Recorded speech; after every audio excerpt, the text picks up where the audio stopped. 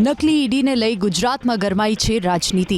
ગૃહ રાજ્યમંત્રી હર્ષ સંઘવીએ કર્યો હતો દાવો કે ઈડીની નકલી ટોળકીનો સરગના અબ્દુલ સત્તાર છે આમ આદમી પાર્ટી સાથે જોડાયેલો।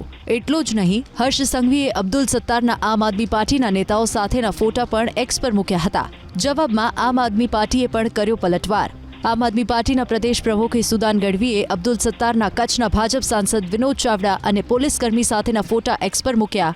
ઈસુદાન ગઢવીએ સવાલ કર્યો કે અબ્દુલ સત્તારના ભાજપ સાંસદ વિનોદ ચાવડા સાથે શું સંબંધ છે, જેનો ગૃહ રાજ્યમંત્રી હર્ષ સંઘવી ખુલાસો કરે। જ્યારે નકલી ઈડી બની અને આમ આદમી પાર્ટીનો મહામંત્રી પકડાતો હોય કચ્છનો, ત્યારે ઈસુદાનભાઈ લાજવાની જગ્યાએ ગાજી રહ્યા છે। એ વ્યક્તિ પોતે કબૂલાત કરે છે કે જે હું નકલી ઈડી બનીને પૈસા ખંખેરતો હતો એના 10% ભાગ હું આમ આદમી પાર્ટીના નેતાઓને આપતો હતો ગુજરાતના।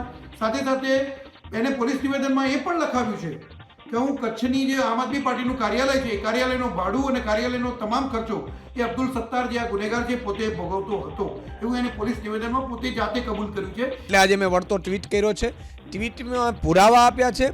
એ જે ભાઈ નકલી ઈડી વાળો છે એ ખરેખર તો ભાજપ સાથે છે, ભાજપનો સભ્ય હોવાનો શંકા છે, એ ભાજપના સાંસદ સાથે છે, ભાજપના મોટો હોદ્દો સંગઠનમાં પણ એ ભાઈ ધરાવે છે, એમની સાથે છે, પોલીસ અધિકારીઓ સાથે છે, એસપી સાથે છે એમનો ફોટો।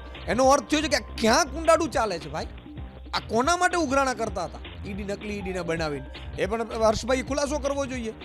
ભાજપ અને આમ આદમી પાર્ટીની લડાઈમાં કોંગ્રેસ પણ કૂદી। કોંગ્રેસે મહાઠગ ભૂપેન્દ્રસિંહ ઝાલાથી લઈ કિરણ પટેલના નામ લઈ આરોપ લગાવ્યો કે ભાજપ લાજવાના બદલે ગાજે છે। હિસાબ આપવો નથી ને વાળ પલટવાના નામે ગુજરાતની જનતાને ગુમરાહ કરવી છે। જવાબ તમારે આપવાનો છે, હિસાબ તમારે આપવાનો છે કે નકલીના લાયસન્સ ગુજરાતમાં ક્યારે બંધ થશે ને ક્યારે ગુજરાતીઓ લૂંટાતા લૂંટોમાંથી મુક્ત થશે, એનો હિસાબ ગૃહ રાજ્યમંત્રીએ આપવો જોઈએ।